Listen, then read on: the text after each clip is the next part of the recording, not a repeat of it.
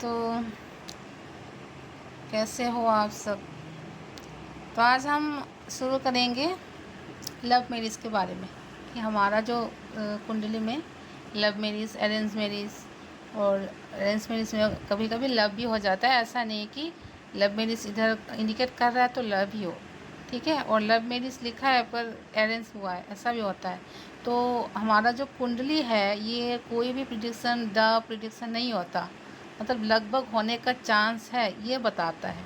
आपको कोई अगर किसी एस्ट्रोलॉजर ने बोला कि हाँ आपकी लव मैरिज ही होगी, तो आप उसको 90% मान के चलो, ऐसे मानो कि होगा ही होगा, ऐसा नहीं होता, ठीक है। तो वो कोई भी प्रिडिक्शन प्रिडिक्शन नहीं होती, ठीक है। वो मतलब टूट भी सकता है, लेकिन हाँ बहुत हाई चांसेस होते हैं होने का। देखो क्योंकि हम आप ये बात देख लो कि हमारा जो फॉरेन में रहते हैं ना, सब लव मैरिज ही करते हैं, ठीक है, कोई अरेंज मैरिज नहीं करता, लव मैरिज ही होता है।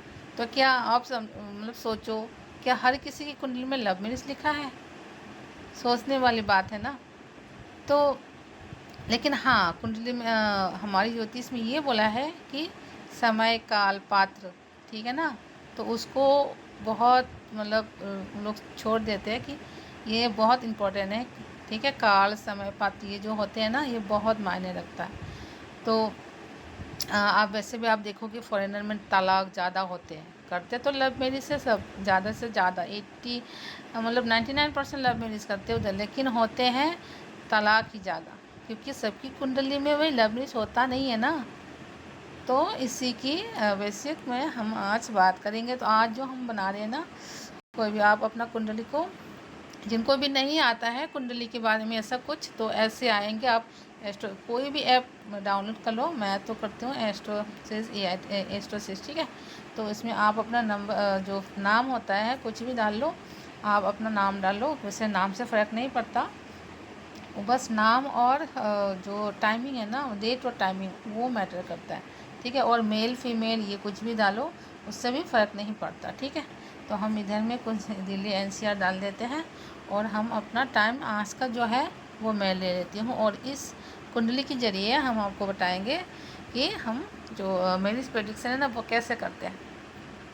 तो आज का जो हमारा जो वो है तो मैं इसके बारे में, ठीक है। तो आज की डेट और टाइम के हिसाब से हमारा जो कुंडली बन के आया है, तो ये चार्ट मतलब हमारा जो डेट जन्म बर्थ जो वो होते हैं, एक्चुअली हमारी जो गोचर होते हैं गोचर के अकॉर्डिंग होते हैं। जैसे कि अभी जुपिटर मिथुन राशि में है और कुछ दिन बाद ये वो इसमें कर्क में चला जाएगा, ठीक है।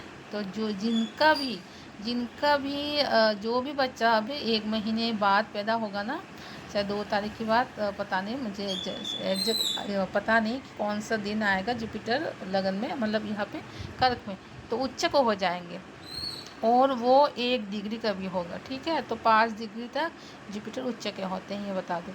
तो जो भी बच्चे होंगे ना अभी के, पकड़ लो 6-7 महीने बाद पकड़ लो आप, ठीक है।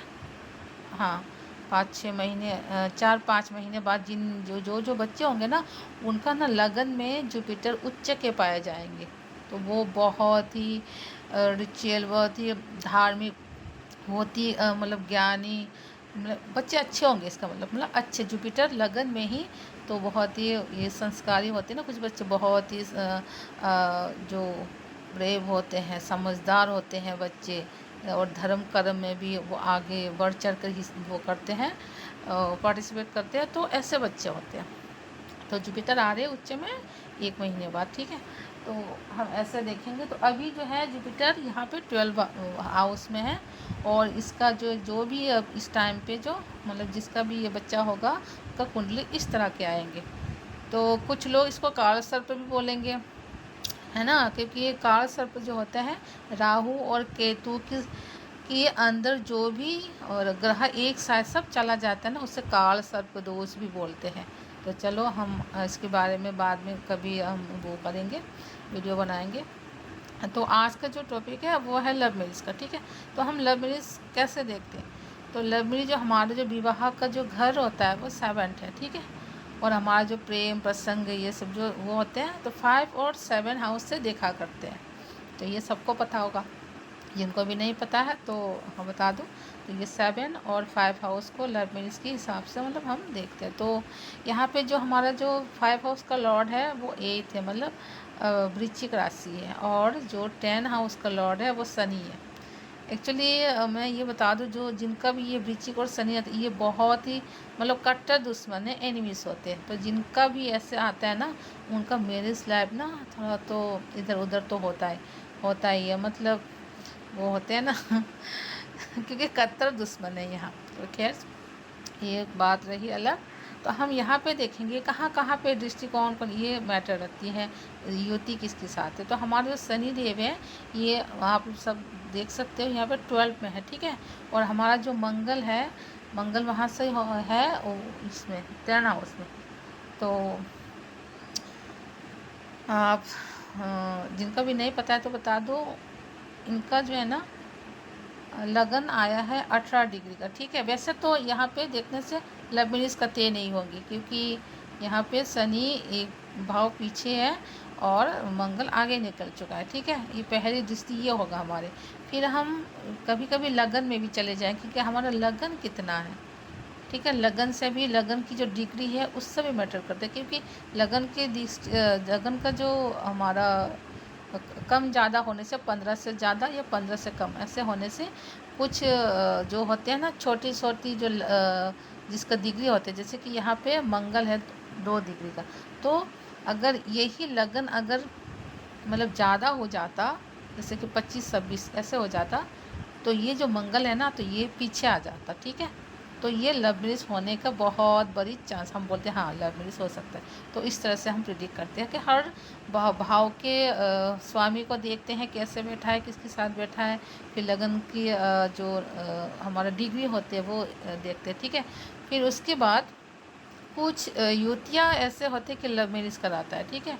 जैसे कि अगर आपकी वीनस के साथ राहु आ जाए, ठीक है, और जैसे कि आपके मंगल और वीनस बैठ जाए, तो कुछ कम्बिनेशन होते हैं, कम्बिनेशन जो एक साथ बैठने से लव मैरिज वो देता है, ठीक है। तो हमारा ये जो चार्ट है, तो हम यहाँ पे ऐसे बोलेंगे नहीं भाई आपकी लव मैरिज होने की चांसेस बहुत ही मतलब कम है।